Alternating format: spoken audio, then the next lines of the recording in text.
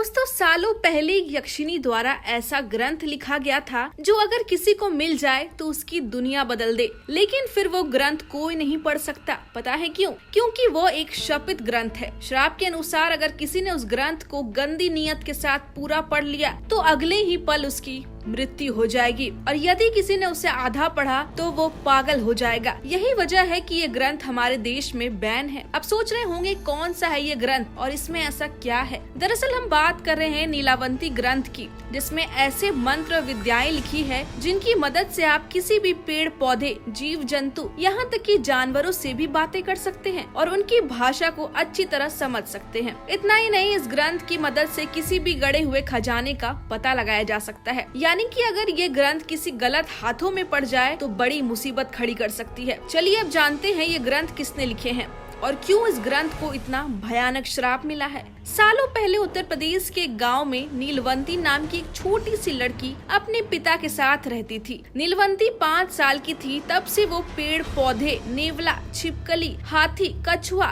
इन सब से बातें करती थी। इतना ही नहीं, वो जीव जंतु उसे जमीन के अंदर गड़े उन खजानों के बारे में भी बता देते थे जिनके बारे में इंसान कभी नहीं जान सकता था। लेकिन नीलवंती को धन संपत्ति का कोई लालच नहीं था, इसलिए वो कभी उन खजानों की खोज के लिए नहीं जाती थी। नीलवंती जब कुछ और बड़ी हुई तो वो अपने सपनों में भूत प्रेत और आत्माओं से भी बातें करने लगी, और वो सब उसे भविष्य में होने वाली घटनाओं के बारे में पहले ही बता दिया करते थे। हैरान की बात तो ये थी कि जब नीलवंती 13-14 साल की हुई तो वो आत्माएं उसके सपने में ही नहीं बल्कि हकीकत में आकर उससे बातें करने लगी। नीलवंती समझ चुकी थी कि वो बाकी इंसानों से अलग है और ये उसकी दुनिया नहीं है, वो किसी और दुनिया की है और यहाँ आकर फंस गई है। नीलवंती जब 16 साल की हुई तो वो सारे भूत प्रेत उसे रोज नई नई विद्या और तंत्र मंत्र बताने लगे। नीलवंती उनकी बताई विद्याओं को रोज रात में किया करती थी और उन मंत्रों को याद रखने के लिए उसको एक जगह लिख लिया करती थी। उस तंत्र विद्या को पूरा करने के लिए वो किसी पक्षी की बलि दे तो कभी अपना ही खून बहाल नहीं लगे।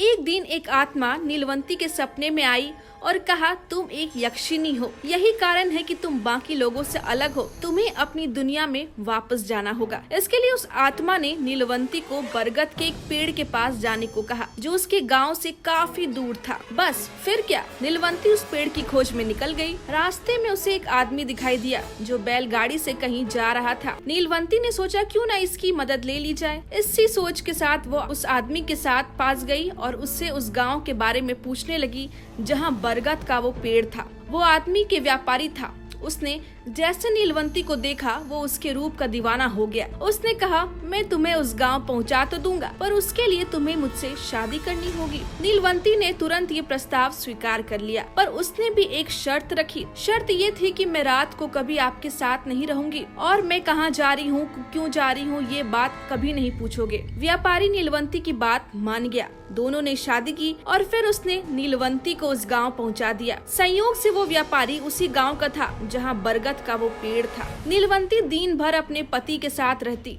और रात होते ही बरगद के पेड़ के पास पहुंच जाती। वहां मौजूद भूत प्रेत उसे तरह तरह की विद्याएं सिखाते जिन्हें वो बहुत अच्छे से अंजाम देती और साथ ही एक जगह लिख लेती। इस तरह कई महीने बीत गए। फिर एक दिन नीलवंती के लिए भविष्यवाणी हुई कि आज रात जब तुम एक जानवर की बलि दोगी तो उसके बाद नदी में एक लाश तैरते हुए आएगी।